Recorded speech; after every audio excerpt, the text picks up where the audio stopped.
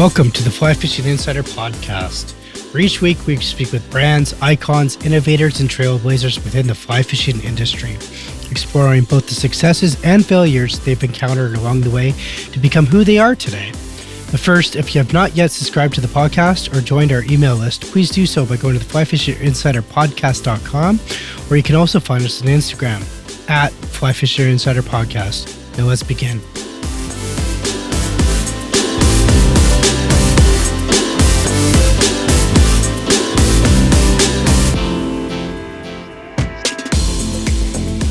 Welcome to the Fly Fishing Insider Podcast. Today our guest is Brendan Morrison, the host of the Real West Coast Fishing TV show. Brendan is a former NHL Vancouver Canuck whose love of fishing has shifted into Brendan's new career and passion as the host of the famed Real West Coast TV fishing show. Brendan's energy for fishing has transpired into other business ventures as well. And here today to tell us more about the show and his passion is Brendan Morrison. Brendan, welcome to the show. Yeah, thanks for having me, Greg. I'm excited. Yeah, no worries. Super excited you're here. I guess it's fair to say I met you last year really quickly, and I've stayed in touch with your production crew throughout the year, and here we are. We're on the show, so I'm super excited. Before we get talking about everything that you're doing, can you tell us a little bit about who Brendan Morrison is? Oh, Brendan Morrison. I think most people might recognize me as a former hockey player. I grew up just outside of Vancouver in a small town called Pitt Meadows and played all my minor hockey there. Got a scholarship to University of Michigan after 1 year playing for Penticton Panthers in the BCHL, and the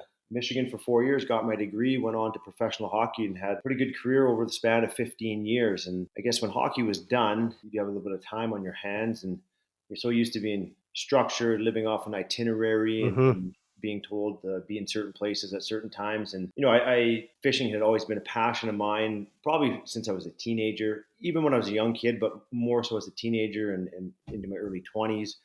I really found it was kind of an avenue for me to kind of just get away from everything in a sense, but get away from everything, but also spend quality time with who you want to, whether it's family or friends. And that's the luxury of fishing. You can do it on your own. You can do it with buddies. And for me, it was really a disconnect and a time to recharge and re-energize. And that's why I really, really fell in love with it. It's kind of progressed into a bit of a career now today. Like you mentioned previously, I'm hosting a television program called Real West Coast, and we're filming our third season right now, and it's been a ton of fun. Awesome. So I'm going to jump into all that, but I do want to ask you, Brendan, what year did you retire from the NHL? So my last season would have been 2011, 2012. Okay. Right, 2013, did you pick up a fly rod or a fishing rod and just start fishing? Or walk us through how that all began. Yeah, amongst other things.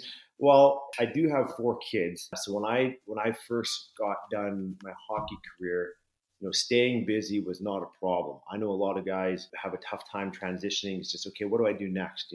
What's my new passion and how am I going to spend some time I have? I mean, some guys are fortunate where they don't have to work probably another day in their life, but there's 80% of the guys that play professional hockey, they need to have something to do with their time and find another way to get some income. For me, it was, okay, hockey's done. Let's take a little bit of time here, see what you want to do. Let's dive right into the family. Obviously, that was a huge part of my life when I still played, but even more so getting out of hockey because I had more time. So just trying to go to as many events as possible, as many activities, coaching team sports and all that. And all my kids play multiple sports, so it's like a circus. But while that was going on, definitely I was jumping at fishing as much as I could. I actually co-hosted a show previous to Real West Coast called Sport Fishing Adventures. So I would film about 5 to 6 episodes a year on that. Was able to kind of branch off and start my own thing here with Real West Coast, and now it's definitely a lot more time involved. Interesting. Definitely, I never knew that you actually co-hosted earlier on. Was that show primarily ocean-based fishing? We did a bit of both. I would say, mostly ocean-based. From the BC Outdoors group, they had talked to me about getting involved with a fishing show. I was actually a guest of Mike Mitchell's when I was playing, and just had a conversation of how much I enjoyed fishing. And hey, I thought one day it would be great to have a show. And when I did finish playing, I was presented with an opportunity from him and BC Outdoors to co-host a show. So I did that for 5 years. I had a bit of a different vision of how I wanted to show produced and film a show. So branched off 3 years ago, and here we So are. then walk us through how that all started. I guess you had the platform there and you had somewhat of the audience as well. So here you are, you transitioned into the real West Coast. You went out, Yeah, you used exactly. like you used Exactly. your contacts, you had your sponsors or like how to, Yeah. yeah. Yeah. So, the fishing industry, although it's, a large industry, it's a small world. So a lot of the guys know each other, a lot of, even from different companies, and, they all do the same kind of trade shows together, the same functions, and everyone's pretty amicable. So, I had a good rapport with a lot of the guys in the industry. I felt comfortable branching out. A lot of guys told me directly that they would support me. That's kind of how we arrived at this. And the whole premise of Real West Coast was to show fishing Mhm. maybe in a different light. I found a lot of fishing shows, and even today, and there's nothing wrong with it at all. It's a lot of learn how to fish, or this is how you catch fish, and which is fantastic. I mean, you have to show that at times, but our vision was more of about the adventure of fishing. It wasn't just going to be strictly on how to fish. It was everything involved with getting to a destination and the fishing, a bit of culture, a bit of conservation. So all that kind of tied up and have more of an adventure fishing show. So, our content isn't all content, filmed on a boat or on a river or on a lake. It's, Mhm. okay, how do we get to that river? How do we get to that lake? Everything kind of a little bit more behind the scenes, the prep that goes into it, and just kind of showing, again, take in your surroundings when you're out there fishing. I mean, as fishermen, I think sometimes we get so focused on, that next fish, or, how big the fish is going to be. But, take a minute to kind of look around and take in the environment that you're fishing in. Like, we're very, very lucky, especially out on the West Coast. The scenery, the mountains, like some of the places that guys angle is world class. And you have people from all over the world that come to these destinations, and we kind of have our Absolutely. backyard. I fully agree with you on what you're saying about the environment and the surroundings. Absolutely, Brendan. So what other aspects inspired you to create the show, would you say? Well, I think a big part of it was, maybe trying to Mhm. encourage the younger generation to get involved. I do know that the numbers of young kids fishing today are declining. There's a lot of distractions out there in the world today, obviously starting with electronics and kids being attached to their phones and not getting outside and playing.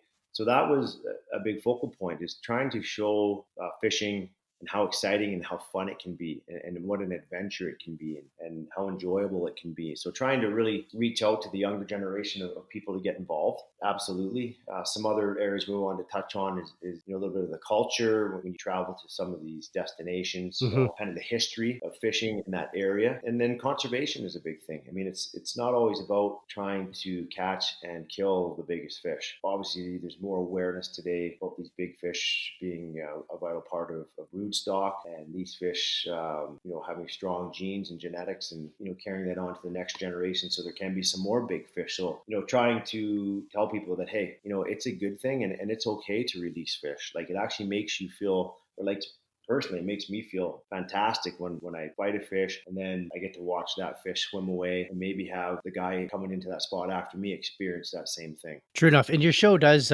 really highlight that as well. The catch and release, quite often you see that on your show. What after you just mentioned all those, what's the industry, or what are your viewers saying about your show? What do you think the general Well, consensus we've is? been very fortunate, I think, here, being able to reach out to maybe a little bit of a broader audience, just based on the structure of our show. Again, we do have the hardcore anglers, but we seem to kind of captivate a different audience that kind of appreciate the adventure of it. And the feedback has been tremendously positive.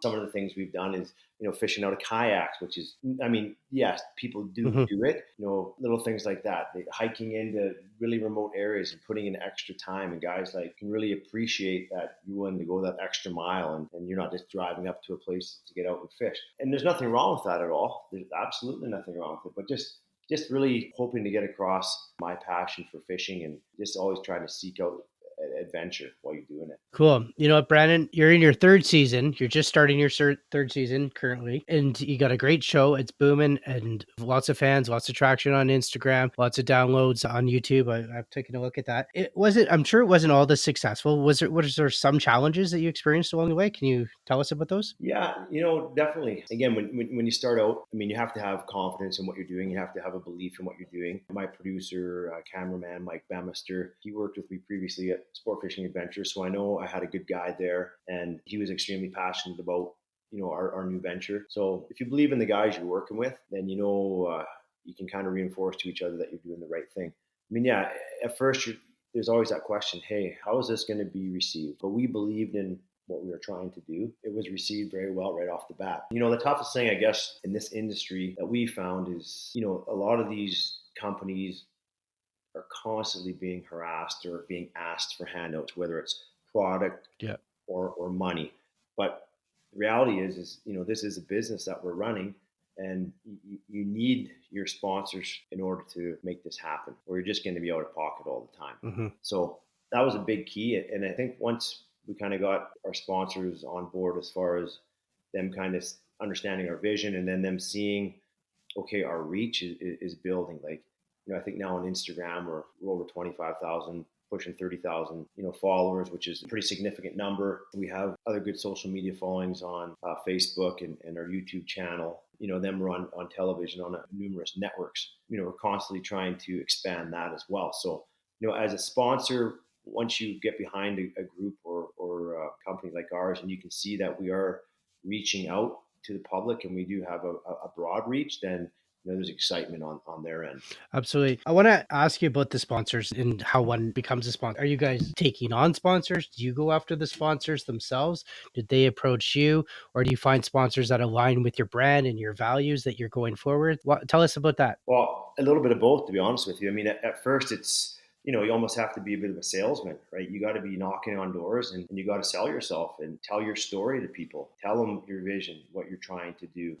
And it's not easy at times, right? Like, it's not easy. Like, you're asking for handouts all the time. So it's, you have to have a good idea, and you have to be passionate about it. And then at the end of the day, you have to produce results. So yeah, is there a little bit of pressure? Yeah, for sure there is. But you have to embrace it. And again, like I talked about earlier, just believe in what you're doing and good things will happen. So the good thing is we're kind of getting to the point now where we are getting some phone calls from sponsors or companies that want to get involved with our show. So when that starts to happen, you're kind of like, man, all this work we put in to get this going and building it and what we've created, people are liking this, and people want to be a part of us, and they want to associate their brand with our brand. So that's a really good feeling. When I look at that, and yeah, absolutely, people do want to associate their brand with your brand, and you guys have created that environment. So let's look at it from a guide point of view. When you go fishing at, say, Joe's Salmon Lodge, Yeah. Does Joe's reach out to you? Like, who does the bookings?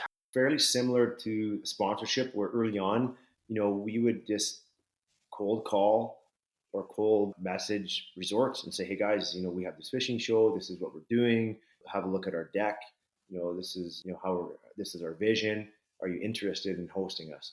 So, I mean, again, you got to be a bit of a salesman. And then once people kind of see what you're creating, then they're like, hey, this is pretty cool. Like, this is great advertising for my lodge or my resort or my business, and I want to be a part of it. So same type of idea. We are starting to get lodges reach out to us that they want us to come up there and film, which is awesome. So, I guess the luxury about being in this business, at least what I have found, is you get to kind of pick and choose a little bit of some destinations that you want to go fish. I mean, you got to be careful. You can't go back to the same places all the time, because you got to keep your content fresh, and you got to keep the viewers interested. I mean, there's certain situations where, certain lodges or resorts you go to, I mean, they have so much water to fish. You may only get to a certain portion while you're there. So to go back the next year and fish a different area, or maybe even for a different species, and then, hey, it's fine, right? You're showcasing a different part of what that lodge has to offer. Yeah. So, like, I mean, this year, the first couple of years we've been lucky enough. We've fished all over the west coast of Vancouver coast, Vancouver Island. We've done some freshwater fishing up around the terrace area for steelhead. We've filmed in Maui. We've filmed up in Alaska. We've filmed in Cabo. We try to do maybe 1 or 2 trips a year that kind of outside of BC to showcase other fisheries that are out there that might be attractive to potential anglers. Why do you feel that's important, just to showcase that fishery as itself? Well, I think there are a plethora of opportunities to fish, whether, across BC, freshwater, saltwater. But you do have guys that always, I think, wonder and think, hey, what else is out there? What are their options? Like, if I wanted to go on a vacation, whether I'm going with, a buddy, or I'm going maybe with my wife or my family, I know how I think. If I go on vacation, I'm like, man, is there fishing there? Like, hey, if we go to this spot here, maybe I can get out on the water for a day. So to maybe highlight or showcase some different destinations where people might go on vacation and they have the opportunity to go out and angle for the day, I think guys are interested, or females, or I guess anglers in general are interested. Anglers in general, right? And to be honest, I'm right with you. I think exactly like that as well. You know what, Brendan? I need to know here. So, is there anything you would have done differently? You're in your third year. Is there anything you would have done differently or wish you had done, looking back at the time that you've done the show? That's a really good question. I guess in an absolute ideal perfect world, it would have been awesome to get on a national network right National off the bat. being like CBC, Yeah, like yeah, like a global, or something like a Sportsnet, or a yeah. TSN. I mean, I know those sports channels. I mean, I have had discussions with them, and they were pretty direct with me and said, "Listen, most of our content nowadays, if you watch it, is like the best of, or the plays of the month, or the top 10." They said we don't have much fishing content anymore. But for example, like Mm-hmm. global, or we've had discussions with them too. But the reality is, it costs a lot of money to get on these national networks, and we just didn't have the budget to be able to do it. So it's kind of the chicken or the egg, right? Like, you suck it up and make that investment with the hopes that you're going to recoup that from your sponsors. I mean, that's rolling the dice, and it's a big gamble, right? Or you build your base first and you show to your sponsorship, hey, this is what we can do. Hey, now we have an opportunity to do this, but it's going to cost this much more money. Are you interested? So that's kind of the question at times. What platforms are you guys currently on? You're on Check TV. What are a few other ones that you're currently on? Yeah, so we're on Check TV. Last year we were on OLN, which is broadcast nationally, so that was a big step for us. Previous 2 years we've been on Wild and WFN. Obviously, Wild is now kind of amalgamating with Pursuit Mm-hmm. Network, and WFN is now the Sportsman's Channel. So we're in discussion with both of those groups right now about how we're going to move forward for this season. And Check TV is still a go. And again, we've had discussions with OLN. And so those are kind of the four staples. Our social media content is strong as well. So, the way it works when you're filming a show is you can't release the entire episode online until it's played that current season on TV. So we do have season 1 that is out on social media, where you can watch our Mm-hmm. episodes in full right now. And we have a ton of content in short clips too on different social media channels. Absolutely. Yeah. It's super important. It's no different than podcasting as well. Brendan, I want to also shift to you as the host. So it's really cool because we were talking and you're fly fishing, chronometer indicator fishing, and then one week you're halibut fishing. The next week you're swinging a spay rod. What's your favorite style of fishing? That's a tough one, man. Like, honestly, I think each type of fishing is different. I mean, obviously they're all different, but something's just unique. But whether you're on a boat and you're mooching, whether you're on a downrigger or fishing a weighted rod, you're on a river. Yeah. Everything's different. Or you're on a lake. It's different, but it's the same in the sense that, for me, the adrenaline rush, or the saying is kind of the tug is the drug. When that rod starts to bend or gets whacked, I just get like a huge adrenaline rush, right? Like, that's what keeps me or that's why I'm so interested. That's why I love to fish.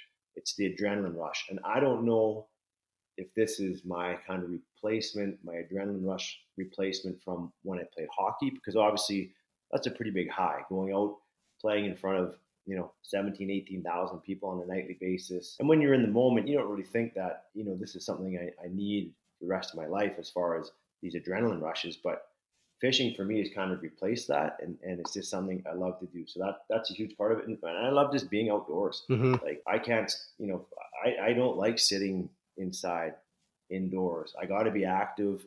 It's just kind of what's ingrained in me, as far as it at times it's very physical. Obviously, I grew up, that was a big part of my past profession, hockey, is putting in hard work physically, being in shape. And I enjoy that part of fishing too, and you got to work to get into certain spots. So to say what would be my favorite style of fishing, man, I really couldn't answer that, because I love it all. Well said. Looking at it and adrenaline rushes, and talking about adrenaline rushes, do you get the same? I mean, some of the listeners might not know that you have a few businesses that are involved with the fishing world. One being the premium top shelf premium float, and then you also have a Yeah, beer brand. Let's yeah, yeah, tell yeah. us about that. Let's start with the floats first. Floats.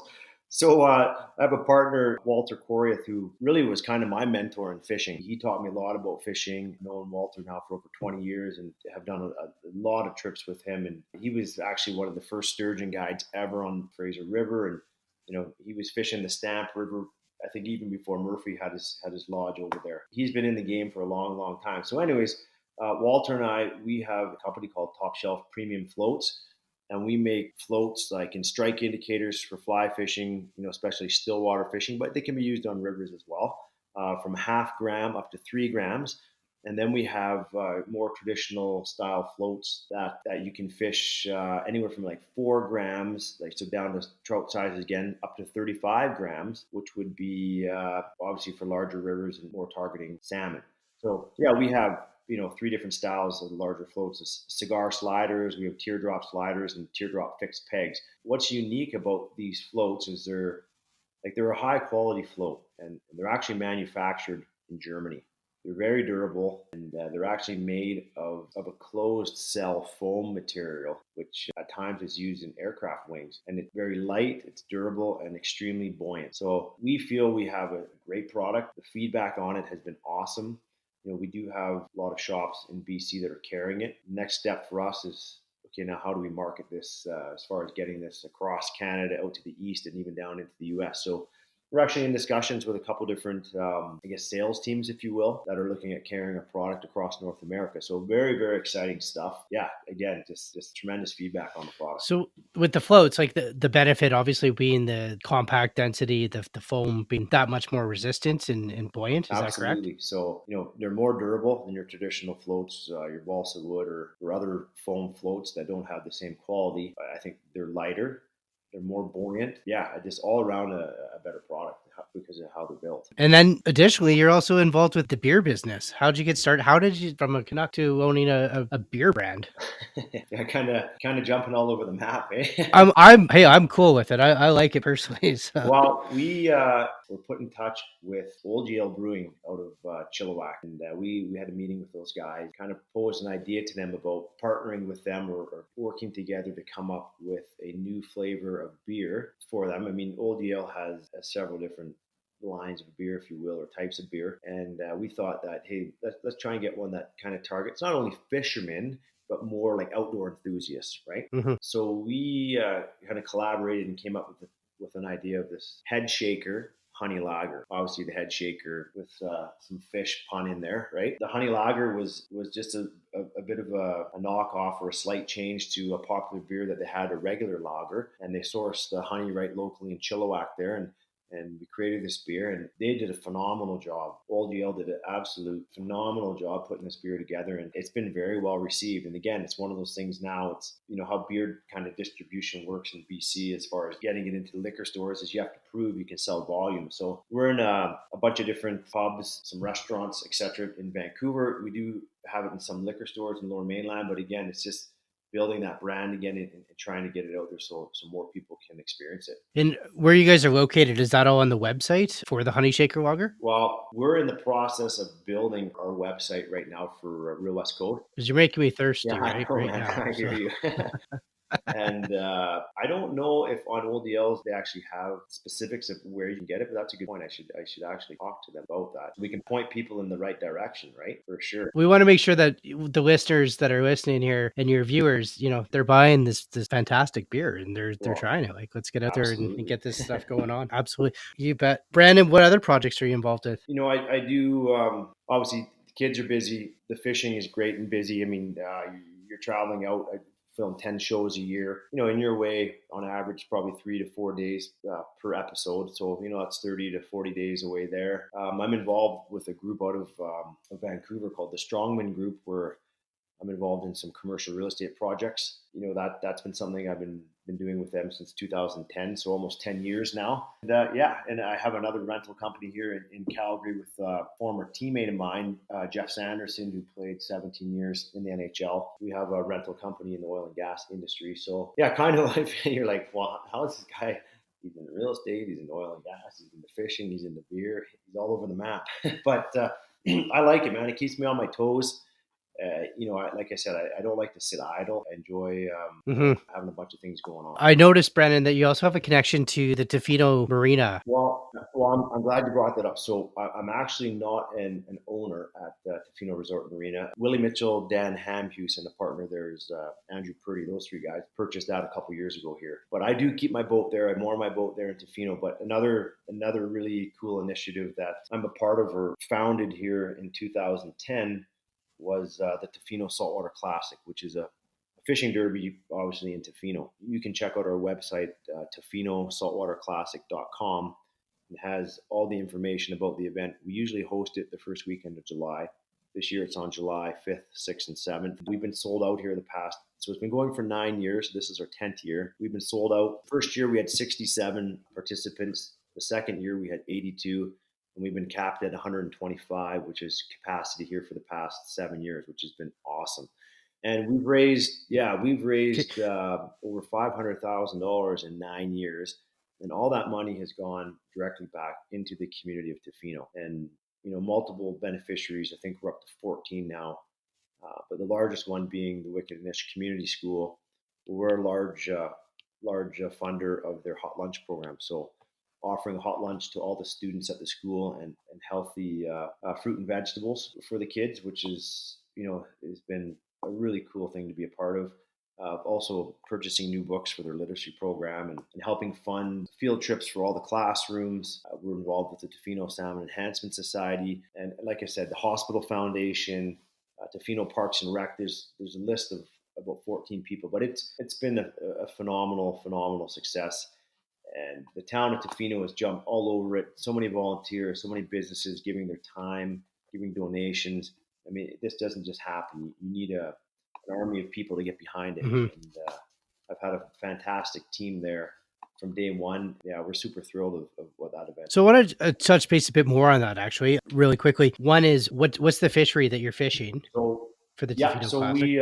so we target Chinook, coho, and halibut in that derby in particular. Okay. And two is if someone wanted to get involved or participate, is there openings or is it full? Is No, it closed? Like, absolutely. There's openings. Like we have room right now. Again, if you visit our website, tofinosaltwaterclassic.com, has all the information on there. It speaks to kind of the history of the event. It has some information of what's transpired in the past. It has accommodations on there. It has fishing guides on there. We've had guys that have been there all 9 years, and we mhm. have anglers that are new every single year. And you need that fresh blood, if you will, every year to kind of keep the enthusiasm. But I've had multiple guys in the industry who have fished, in derbies all across BC said, they in their opinion, this is one of the best derbies, if not the best derby going. And it's $300 entry fee. Half of that money goes directly to cash prizes. Half of that money goes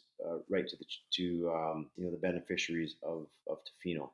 And the past 7 years, we've had first place prize has been $6,000 for Chinook, and then $3,500 for second place Chinook, and then it goes down to $1,500 for third place Chinook, and then $1,500 for a coho and $1,500 for halibut. So it's not No, just about the money though, Brendan. I mean, it's just so much more, right? You get to meet some great people. You get to, in a way, you're going to take away so much more than that. that's it. Again, it's being around a fun group You of know, guys. I mean, everybody's obviously there. yeah, They like being on the water, they like to fish, but they understand there's a greater good that they're involved with, right? And it's giving back to the community. And it exactly. is a lot of our initiatives are kid based or youth based, and they get that. So giving back to community is what it's about. And I guess a bit of a wrinkle this year, I should Super say, is important. with the closures on the West Coast, with Yeah, retention that's not right. opening until July 15th.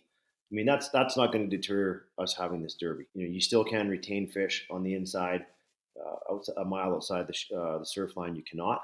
So in the past, it's always been a retention derby. This year, we're going to transition to a catch and release derby.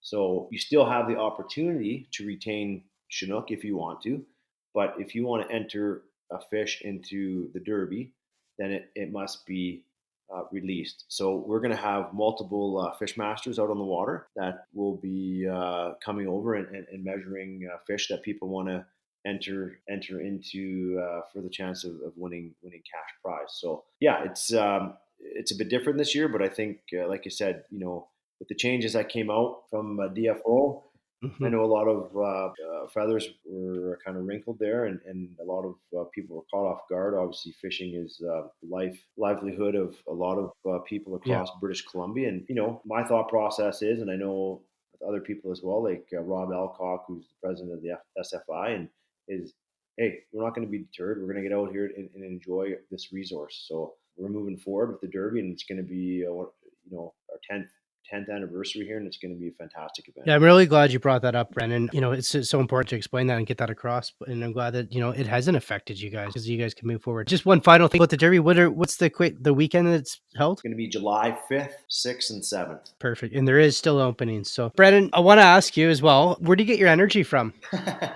You're traveling, you're shooting, you're doing this, you're busy, you're an oil tycoon, former Canuck. Where do you get your energy from? That's a good question, because most people who know me would think I am. My demeanor is very laid back, very calm, very casual. Well, But, that is true. Yeah. but just a regular guy, man. Like, that's who I am. I'm just a regular guy. I'm a dad, and I love to fish. But I guess just always kind of, it's interesting. I said one of my kids, we were talking about this the other night. And I was talking about a recent trip I was doing up in the fishing highway there, Highway 24, just northwest of Little Fort, kind of explaining what I was doing as far as lugging stuff in, and just saying, a lot of people wouldn't do that. And they said, Dad, well, why do you do it? Like, why? And I told him, I said, why I do? Because there will be one day when I can, and I can do it right now, and I enjoy doing it.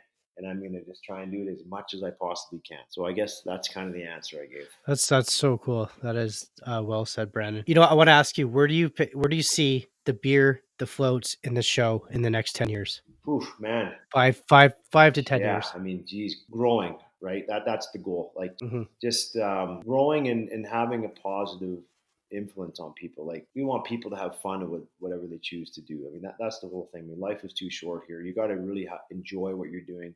You got to have a passion for what you're doing. And when you're doing that, you just have a better time. And I think I believe you're in a healthier spot, not only like physically when you're active, but mentally, right? So that's the big thing. Hmm. It's just, I guess, quality of life for people. Just making time to do things. Like, in this day and age, it seems like people are busier and busier all the time. You have to make time to do these things, because years are going to go by. You're going to say, "Man, I wish I would have done that back then." But just get out, encourage people to get out and do it, and the memories that you create when you're out with your buddies or you're out with your family, like whether it's your wife or your kids. I mean, these are the things you remember as you get older, right? These are the things that you will talk about. Absolutely. Brandon, looking at that and follow up with that, what would your advice be to someone that's saying, hey, I want to start a fishing show. I'm positive, I have this energy to do that. What would your advice be to that person? Because I'm sure there's a lot of people thinking that they want to start a fishing show. Yeah, well, I mean, whatever it is you want to do is, again, is believe in yourself, right? Have confidence in your ability to go out, and whatever you put your mind to, you can accomplish it. That's the big thing. And And I guess the other thing is don't be intimidated, right? Like, a lot of people, I think, are maybe put off or intimidated if if they don't know where to start, or they don't know exactly what to do. Like, ask questions, right? Like, be a sponge, learn. People in this industry are very helpful and forthcoming. They want to see people do well. Like, you have another person getting involved in this industry that's promoting it and all the good things it has to offer. It can only help the entire industry. Brandon, before I let you go, any parting words for our listeners out there? Again, get out on the water, whether it's the ocean, rivers, or lakes. And when you're out there, just make sure you look around, right? Like, don't get so focused on one thing. Really enjoy the whole experience. And that's really what we're trying to, with our show, Real West Coast, is really trying to get people to think about and really appreciate is the whole adventure of it, right? Spending time with people you enjoy spending time with, and even Hmm. meeting new people. And don't be hesitant. Like, if you're a new angler, or, again, just, you got to start somewhere. Everybody started somewhere. I mean, geez, I remember the first time I tried fly fishing. I mean, it was not pretty. It was not pretty. But like anything, Me if too. you're determined, right, and you put your mind to it and you want to get better, then you'll commit yourself. And there will be a time when you're gonna be like, hey, man, I wish I would have started doing this earlier. So just go out, have a good time, be respectful of, don't be afraid to ask questions. And where can we find Real West Coast? So, Real West Coast right now, check us out Facebook. We're on YouTube. We're on Instagram. I mean, that's probably more current content right now. We are airing on Czech TV right now, and very shortly here we'll be out on other networks. We're looking at OLN, and like we mentioned before, we're talking to the Sportsman Channel and Pursuit Channel right now. Get that worked out soon. In Top Shelf Floats? Top Shelf Floats is we have a Facebook page, and again, we did have a website up. It's currently under construction. Again, we had to revamp it. We want to upload some new content on there. So yeah, right now our Facebook page is where you can get some more information. Perfect. And then the beer as well is Old Yale. Is that correct? Yeah. Old Yale Brewing Company, exactly. Yeah, you can reach out directly to Old Yale Brewing Company based in Chilliwack. I wish I could tell you exactly which stores are carrying right now, but I do not know that. Perfect for those long weekends coming up. So, Exactly. Brendan, really quickly, I need to know Stanley Cup, Bruins Man. or St. Louis? Well, I got to be honest. Like my heart. Well, I hope you're honest. I am always honest. I am. That's honest to a fault, actually. Yes. Yes. I would say with my heart, I would like to see St. Louis win, just because I think they're kind of the Cinderella team this year, as far as being in dead last at Christmas time and having the best record in the second half of the season and having this incredible run with Binnington and net and a bunch of guys contributing. I think the story's fantastic, but I think my head would pick the Bruins right now. I think they're just they're playing too well. Tuukka Rask has been lights out. They have a little bit more experience. Brendan, I want to thank you for being our guest today on the show. Fantastic talking to you, and I want to thank the listeners as well. Yeah, Greg, it was awesome. We got to do it again at some point here, but thanks a lot for having me.